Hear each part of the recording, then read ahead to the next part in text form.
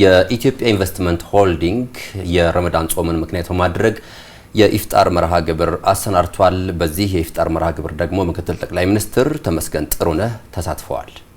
በዚህ መርሃ ግብር ላይ የኢትዮጵያ እስልምና ጉዳዮች ጠቅላይ ምክር ቤት ተቀዳሚ ምክትል ፕሬዝዳንት ሼህ አብዱል ከሪም ሼህ በድሪን ተገኝተውበታል። በተጨማሪም የኢትዮጵያ ኢንቨስትመንት ሆልዲንግ ዋና ስራ አስፈጻሚ ዶክተር ብሩክ ታዬ በኢትዮጵያ ኢንቨስትመንት ሆልዲንግ ስር የሚገኙ ተቋማት አመራሮች፣ የእምነቱ ተከታይ ሰራተኞችና ጥሪ የተደረገላቸው ሌሎችም እንግዶች ተገኝተውበታል። ይህንኑ ርዕሰ ጉዳይ ባልደረባችን ለይኩን አለም ተጨማሪ መረጃዎችን ይዞበት ቆይታ ሊያደርግ ከኛ ጋር አሁን በቀጥታ መስመራችን ላይ ይገኛል። ለይኩን እንዴት አመሸህ? የኢፍጣር መርሃ ግብሩ ምን ይመስላል? የተላለፉ መልእክቶች ቀደም ሲል ካነሳናቸው ሀሳቦች በስቲያ ምን ይመስላሉ? አመሰግናለሁ። ሰደና በተለይም እንደምን አመሻችሁ። ይህ የምንገኝበት የታላቁ የረመዳን ጾም ወቅት ነው። ከጾሙ መካከል ደግሞ አሁን የመጨረሻው 10 ቀናቱ ተጀምሯል። ሁለተኛው ቀን ላይ እንገኛለን። በዚህም በታላቁ የረመዳን ጾም ወቅት የተደረጉ ስራዎች የመጨረሻዎቹ የተሻለ ሆኖ በልዩ ትኩረት እየተጾመ ደግሞ ከአላህ ጋር ያላቸው ግንኙነት የበለጠ ለማድረግ የእምነቱ ተከታዮች በበለጠ ልዩ ትኩረት በተሻለም መቅረብ የሚያደርጉበት የሰላትና የእምነቱ አስተምሮ በሚያስተምረው መልኩ የጾሙ ስነ ስርዓት እየተከናወነ ይገኛል። በዚህ ባለፉት ቀናት ሁሉ በተለያዩ አካባቢ ሲካሄድ እንደቆየው በዛሬው ዕለትም የኢፌዴሪ ምክትል ጠቅላይ ሚኒስትር አቶ ተመስገን ጥሩነህ በተገኙበት በዚህ የአፍጥር ስነ ስርዓቱ በምንገኝበት ስፍራ ከደቂቃዎች በፊት ተዘጋጅቶ ተከናውኗል። ይህንንም ያዘጋጀው የኢትዮጵያ ኢንቨስትመንት ሆልዲንግስ ተቋም ነው። ይህ ኢንቨስትመንት ሆልዲንግ ተቋም በዋናነት ለተቋም ውስጥ የሚገኙና ደግሞ ለተጠሪነት ያላቸው በተቋም ውስጥ ያሉ ሌሎችም የልማት ድርጅቶች አሉ።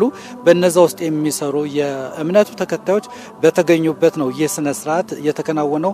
በዋናነት ልዩ አድርጎ ይህንን ማድረግ ያስፈለገበት ምክንያት ከእምነቱ ሰዎች ጋር ያለውን ተሳትፎ ለማብዛት አጋርነትን፣ ወንድማማችነትን፣ መቻቻልን ኢትዮጵያ ከሌላው በተለየ መልኩ ልዩ የሆነ የእምነት ስርዓት ያለባት አብረው የሚኖሩባት የተለያዩ ሃይማኖቶቹ የሚከተሉ የእምነት ተከታዮች አብረው የሚኖሩባት መሆኑን ለማሳየትና ለተለያዩ የመቀራረብ መንገዶችን ለማድረግም ባለፉት ጊዜያትም ሲከናወኑ ቆይቷል። አሁን በምንገኝበትም በዚህ የኢፌዴሪ ምክትል ጠቅላይ ሚኒስትር አቶ ተመስገን ጥሩነህ በተገኙበትም ይህ ስነ ስርዓት ተከናውኗል። እንደተለመደው እንደሌላው ቀን ሁሉ እንግዶቹ ከገቡ በኋላ የነበረው እርስ በርስ ያለው ግንኙነት መመካከሩ፣ መነጋገሩ፣ ስለ ሀገር ያለው መመካከር በወዳጆች መካከል በሰዎች መካከል ያለው ግንኙነት የሚያጠናክር እንደመሆኑ እንዲሁ በተገናኙ ጊዜ የተለያየ እምነት ተቋም እንኳን ቢሆኑ በእንግድነት እንኳን ተጠርተው የመጡ ሰዎች በተለየ ፍቅር ተሳትፎ ሲያደርጉ ተመልክተናል። በዚህም የሰላት ስነ ስርዓቱ ከተከናወነ በኋላ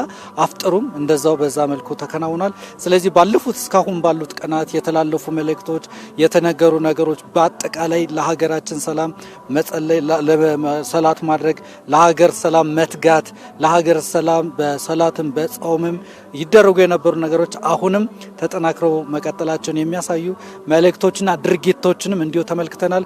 የቀሪዎቹ እነዚህ አሁን የምንገኝበት የጾሙ ወቅትም በልዩ ሁኔታ የእምነቱ ተከታዮች በተሻለ መልኩ በተለየ መበርታት በተለየ ለአላህ የመቅረብ ሁኔታዎችን አብዝተው በአስተምሯቸውም የሚነግሩበት ነው። እኛም በተገኘበት በዚህ የኢንቨስትመንት ሆልዲንግስ ባዘጋጀው ስነ ስርዓትም ያተመለከትናቸው እንደዚህ ነው። ስለዚህ በወዳጆች መካከል በተለያየ እምነት ሰዎችን መካከል እንኳን ቢሆን በጋራ ጉዳዮች ላይ የመስራቱ ጉዳይ ይህ በዚህ ይታይ እንጂ በተለያዩ አካባቢዎች እኛም ባልደረስንባቸው በደረስንባቸው አካባቢዎች ይህ በኢትዮጵያ የተለመደና እየተከናወነ ያለ ነው። ይህ የቀደመን ባህልም ሆኖ አሁንም በተለየ መልኩ ደግሞ ጊዜውን በተመለከተ መልኩ ደግሞ በተለይ ደግሞ ወቅታዊ የሀገር ጉዳዮችን አብረው ለመምከርም እንደ ልዩ አጋጣሚም የሚታይ ነው። የተላለፉ መልእክቶችም ይህንን የሚያሳዩ ናቸው። ስለዚህ አሁን ባለው ሁኔታ እንግዶቹ ያሉ ሁኔታዎችን አጠቃለዋል። እኔ የሚያስኳቸው መልእክቶች እነዚህ ናቸው።